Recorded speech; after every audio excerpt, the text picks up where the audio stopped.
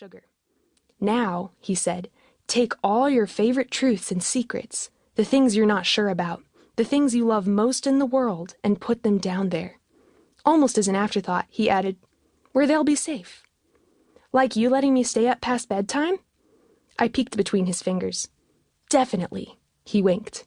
"And tough stuff, too, like Mom leaving." I spotted a momentary wave of regret before he said, "Whatever, whoever you want. When that's done, lock the door." His face grew animated, and he explained that his basement had an ancient door with a cool skeleton key. "Like Nana's old house in Nashville?" I wanted to know. "Yes, like at Nana's old house." Then he said something that's wedged in my memory.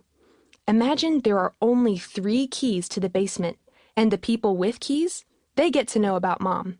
Everyone else gets a shrug." "Do I lie?" He parted the hair on my forehead and planted a kiss along my worry wrinkle. "Only if you're desperate." That was 2001. The Gemini Thief kidnapped the first crop of boys that year. Chapter 1. May. We'll pass the billboards in another mile.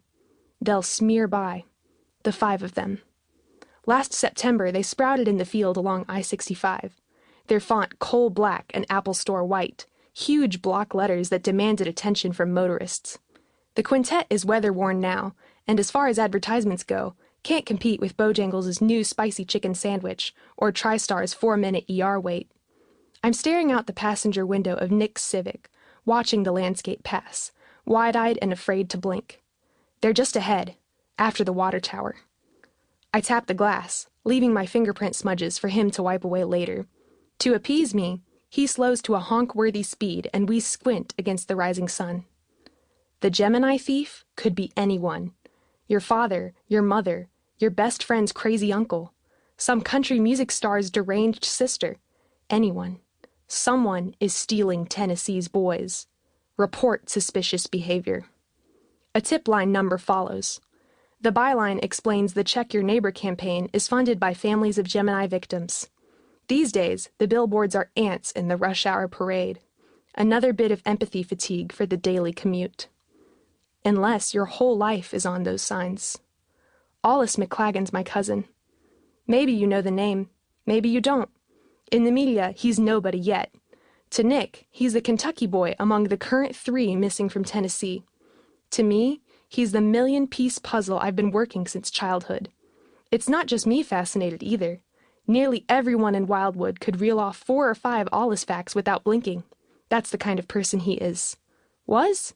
Is. Like, he worked the cash register at Quick Mart. He once raised $700 for St. Jude's reselling Hershey's Kisses. Dude loved his car, an Audi Quattro that he tipped the Wildwood High shop class to handsomely accessorize. He wrote letters to famous people, and for some reason they always wrote back.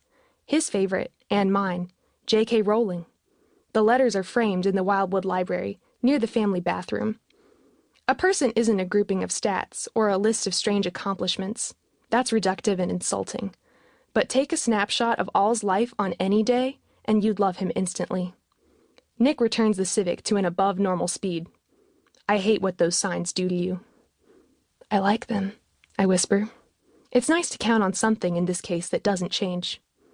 He runs his index finger inside the looping Western Kentucky University lanyard attached to his keys. We reach for the radio at the same time and scan through the stations twice before giving up. He says, "We can always wait.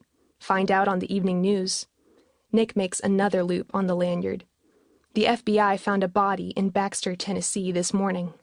Juvenile. Male. Dumped on the side of the highway and phoned in by a motorist who had to pee and couldn't wait. Dana, Nick's sister and one of the lead agents on the Gemini case, wouldn't confirm the body was a Gemini victim. She's not allowed, but the implication? Clear. She called Nick. Nick called me. 30 minutes later, he arrived with breakfast and a full tank of gas. I tossed the pastry bag in the back seat and sigh. "Didn't think I'd get any calories into you," Nick says. "I can't eat if he's dead." In 9 years, the thief has never killed.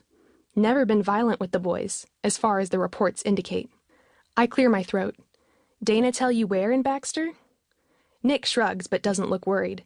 I piggyback on his confidence, even though we're on a fishing expedition for flashing blue...